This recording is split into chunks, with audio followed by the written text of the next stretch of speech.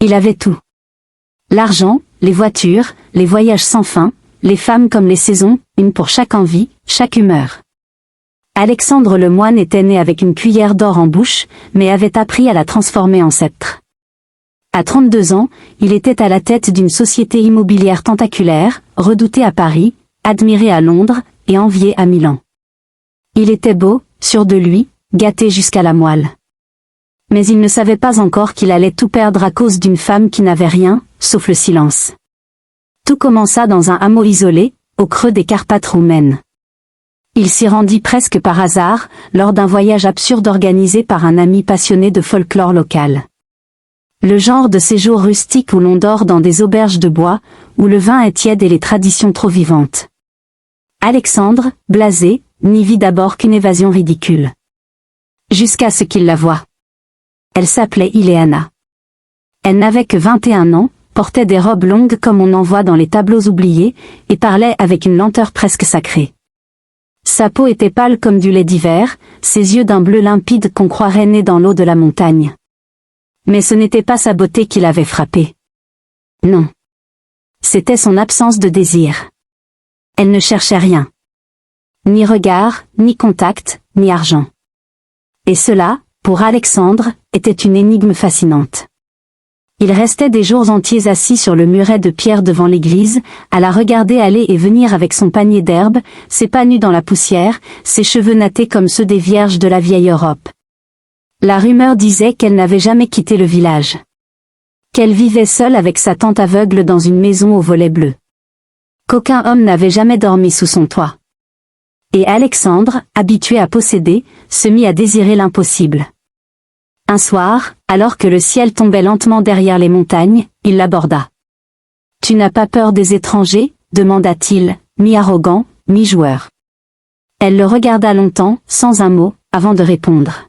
« Ce sont les gens que l'on connaît qui font le plus de mal. » Cette phrase résonna en lui plus que toutes les conversations sophistiquées de ses dîners de milliardaires. Il revint le lendemain. Et le surlendemain. Toujours sous un prétexte quelconque, demander le nom d'une plante, offrir du pain, ou simplement s'asseoir sur le banc face à sa porte. Elle ne l'invitait jamais à entrer, mais elle ne le repoussait pas non plus. Elle l'écoutait. Et cela, c'était nouveau pour lui. Elle semblait voir au travers de ses mots, comme si elle cherchait une faille.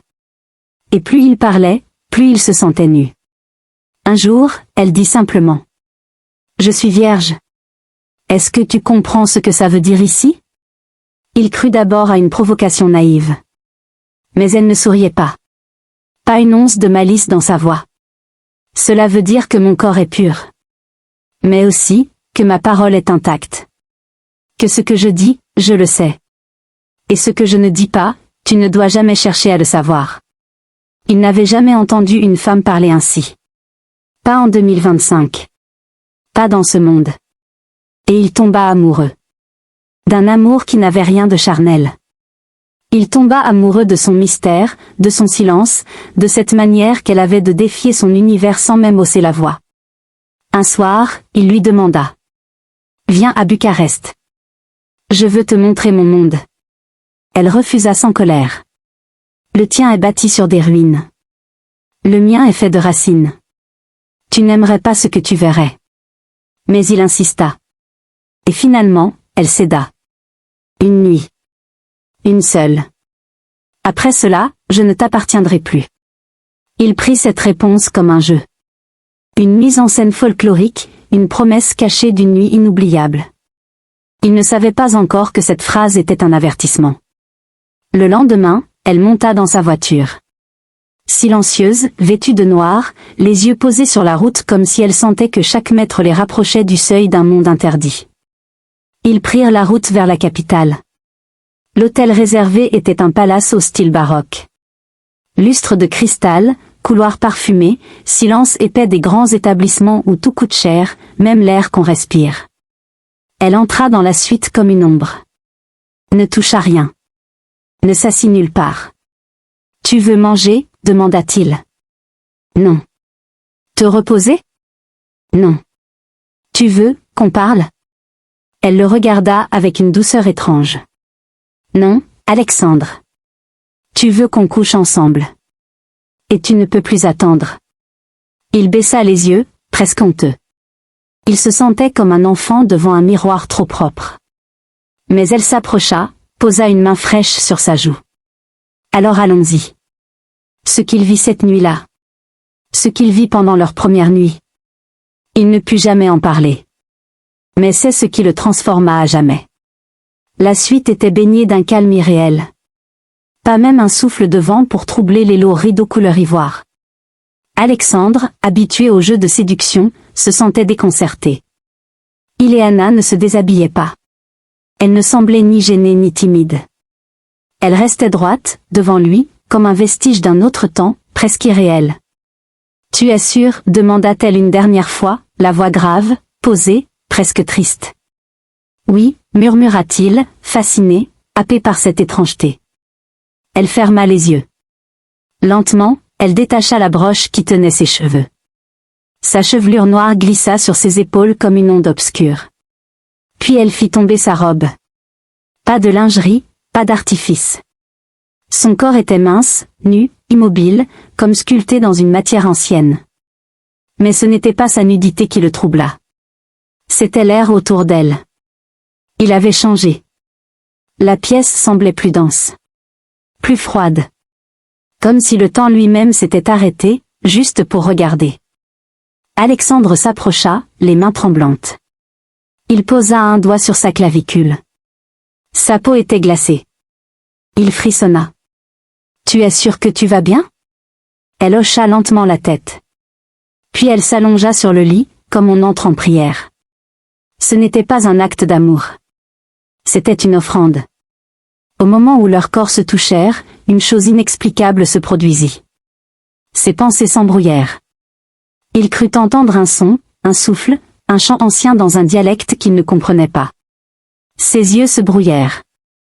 Il vit une silhouette debout, dans le coin de la pièce, une femme voilée, sans visage, faite d'ombre et de sel. Il hurla. Mais aucun son ne sortit de sa bouche. Ileana ne bougeait pas.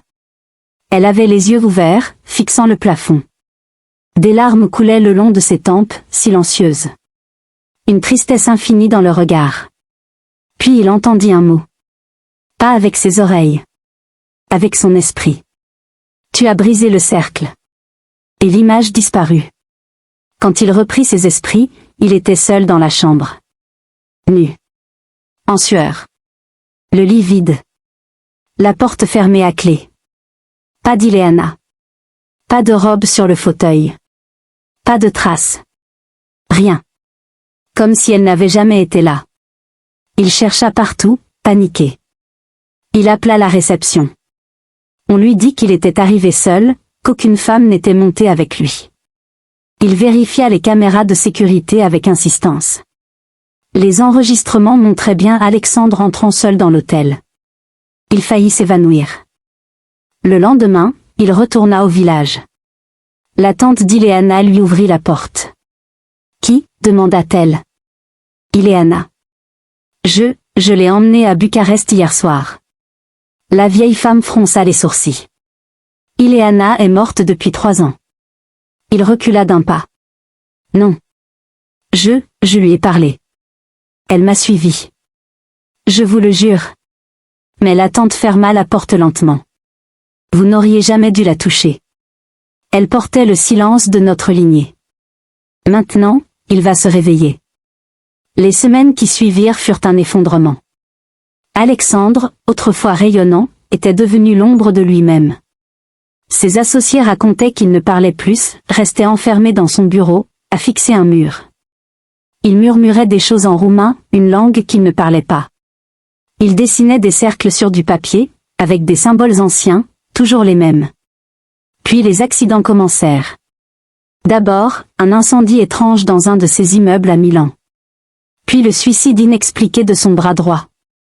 Puis le crash de son jet privé, où il devait être à bord, mais qu'il avait raté de justesse à cause d'un cauchemar. Chaque nuit, il rêvait de la chambre d'hôtel. D'Ileana. Et de la femme sans visage. Chaque nuit, il se réveillait avec le même mot en tête. Tu as brisé le cercle. Il retourna dans les Carpates, au cœur de l'hiver. Le village était figé sous la neige. Il marcha jusqu'à la maison aux volets bleus. Elle était en ruine. Personne ne s'en souvenait vraiment. On disait qu'il n'y avait jamais eu de jeune fille là-bas. Seulement une vieille aveugle morte depuis des années. On lui montra même la tombe. Mais quelque chose, en lui, persistait. Il savait que ce n'était pas un rêve. Et dans la brume du matin, il entendit à nouveau ce chant. Loin, très loin, porté par le vent. L'hiver mordait ses joues tandis qu'Alexandre avançait dans la neige. Les arbres, silencieux et noirs, semblaient se pencher sur lui. Le village avait changé. Ou peut-être était-ce lui. Les enfants ne le regardaient plus. Les vieux baissaient les yeux quand il passait. Même les chiens s'éloignaient de lui. Il dormait dans une vieille auberge en pierre, au bord du bois. Chaque nuit, le même rêve, la chambre d'hôtel, la voix d'Ileana, et la femme sans visage qui murmurait « Tu as brisé le cercle ». Il ne savait plus depuis combien de temps il était là. Un soir, le vieux prêtre du village, Père Alain, vint frapper à sa porte. « Vous avez vu ce que vous n'auriez jamais dû voir, dit-il sans préambule. Maintenant, vous devez entendre l'histoire que même Dieu a oubliée. » Alexandre l'écouta en silence. Ileana n'était pas une jeune fille comme les autres. Elle était la dernière de la lignée des Stoars, les voyantes. Des femmes choisies pour garder le silence d'un secret ancien, plus ancien que ce pays. Le silence est un don, mais aussi une prison. Chaque génération offrait une fille, vierge, qui portait ce silence dans son corps jusqu'à sa mort. Elle ne devait ni aimer, ni se lier, ni parler trop fort. C'était le prix. Il reprit sa respiration. Mais un jour, une des Stoars est tombée amoureuse. Elle a fui. Elle a brisé le pacte. Depuis, le silence veille. Il attend. Et parfois, il prend. Alexandre n'arrivait pas à respirer.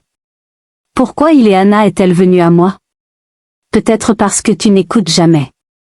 Peut-être parce que tu as bâti ta vie dans le bruit, les fêtes, les applaudissements.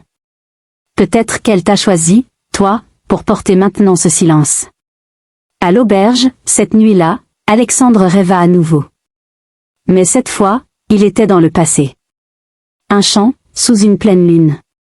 Un cercle de femmes en cape sombre. Une jeune fille au centre. Elle pleurait. On lui coupait ses cheveux. On posait une pierre noire contre son cœur. Et la femme sans visage apparaissait au-dessus d'elle, bénissant le rituel de ses mains vides. Puis, une voix. Si le sang touche la pierre, le silence se brisera, et tout recommencera. Il se réveilla en hurlant. Son oreiller était trempé. Et au bord du lit, une mèche de cheveux noirs. Il commença à lire.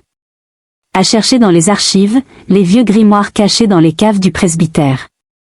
Le prêtre lui ouvrit tout. Manuscrits, lettres, journaux. Il trouva un nom, Sorinav Stoar, morte en 1892. Et un dessin, le symbole du cercle brisé, celui qu'il dessinait en rêve. Il le reconnut immédiatement. Et au dos d'un carnet jauni, une phrase griffonnée en latin.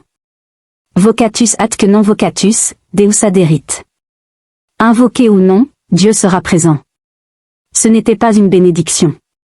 C'était un avertissement. Un soir, en rentrant à l'auberge, il vit une silhouette sur le chemin. Ileana. Vivante. Nue. Tremblante. Mais ce n'était pas vraiment elle. Son regard était vide, sans émotion. Ses lèvres bougeaient, mais aucun son n'en sortait. Elle leva une main. Pointa vers la forêt. Puis disparut. Sans un bruit. Sans laisser la moindre trace. Le lendemain, Alexandre suivit la direction qu'elle avait indiquée. Il marcha longtemps, très longtemps, jusqu'à ce que la lumière décline. Jusqu'à ce qu'il entende des chants, comme des voix murmurées entre les arbres. Puis il la vit. La maison. En pierre noire. Entourée de statues brisées. Un autel ancien devant la porte. Et une lanterne suspendue qui brillait sans flamme. Il entra. Une odeur de cire, de vieux bois, de fleurs fanées. Des symboles peints sur les murs. Un lit en pierre. Et, au centre de la pièce, une dalle de verre. Dessous, le corps d'une femme. Ileana. Immobilisée.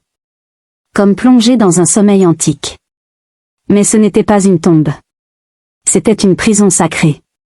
Et soudain, il comprit. Alexandre restait figé devant la dalle de verre. Son souffle formait de la buée contre le froid dense de la pièce. En dessous, le corps d'Ileana semblait intact, comme endormi. Ni mort, ni vivant. Suspendu entre deux mondes. Il posa la main sur la dalle.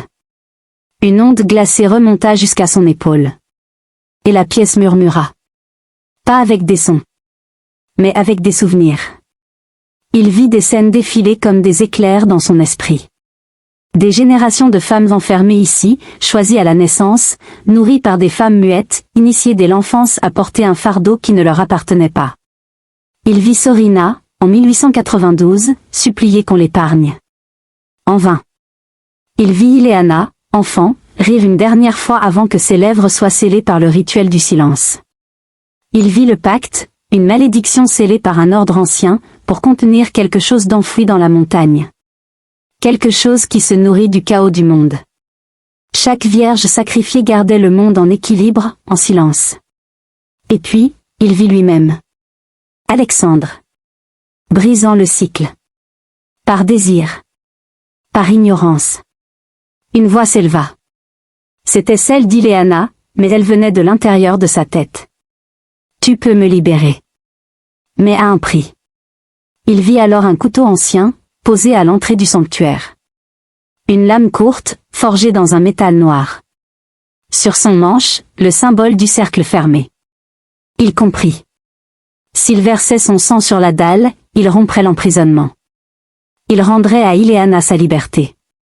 Mais il prendrait sa place. Il deviendrait le nouveau porteur du silence. Pas dans la mort. Mais dans la vie éternelle, figée, lucide, et solitaire. Une conscience éveillée, enfermée, pour l'éternité. Il chancela. Ce n'était pas juste. Il n'avait rien demandé. Il n'avait pas choisi ce destin. Mais il entendit à nouveau le chant. Doux. Ancien. Triste. Et il revit le regard d'Ileana, cette nuit-là. Pas de passion. Pas de plaisir. Juste une prière. Il comprit que ce n'était pas une vengeance. C'était une transmission. Il prit le couteau. Il s'entailla la paume. Le sang coula lentement sur la dalle de verre. Le sol trembla. Un vent se leva, venu de nulle part. Les flammes des lanternes s'éteignirent une à une. Des chuchotements surgirent des murs, des ombres rampèrent sur les pierres. Une lumière blanche jaillit de la dalle. Puis, le silence. Complet. Parfait. Il rouvrit les yeux. Il n'était plus debout. Il était couché. Figé. Son regard fixait le plafond. Mais il sentait tout. La pierre contre son dos. L'air humide. Les battements lents de son cœur. Et un autre son, non, un mouvement. Ileana, au-dessus de lui. Elle pleurait. Mais elle était vivante. Elle murmura, « Je suis désolée. Tu n'aurais jamais dû me voir. » Puis elle s'en alla. Et il resta là. Conscient. Éternel. Les siècles passèrent autour de lui. Parfois, une voix venait chanter à la porte du sanctuaire. Parfois, une autre fille était choisie.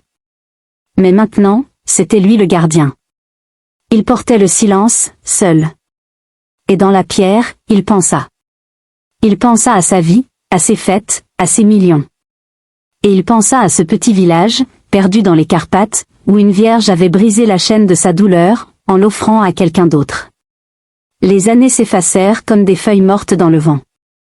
Mais Alexandre, figé sous la dalle, ne mourait pas. Il ne dormait pas. Il n'attendait pas. Il était. Le silence était devenu sa maison. Sa peau. Son esprit. Il comprenait maintenant ce que signifiait être oublié du temps. Il n'était plus un homme. Il était un symbole. Ileana, libérée, était repartie vivre parmi les siens. Mais pas dans ce village. Elle avait marché longtemps, changé de nom, changé de vie. Une nouvelle identité dans une ville lointaine. Mariée, mère, puis grand-mère. Elle ne parlait jamais de lui. Mais chaque année, à la même date, elle allumait une bougie, seule, dans une pièce sans fenêtre. Et elle murmurait dans le vide.